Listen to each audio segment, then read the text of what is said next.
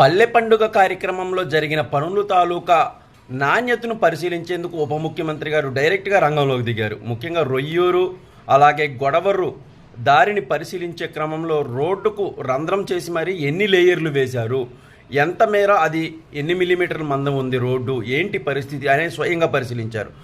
అలాగే సీసీ రోడ్లు అలాగే డ్రైన్లను కూడా ఆయన పెరంబలూరు నియోజకవర్గంలో పరిశీలించారు. అలాగే గుడివాడకు సంబంధించి కూడా కొన్ని వాటర్కి సంబంధించి పనులు చేశారు.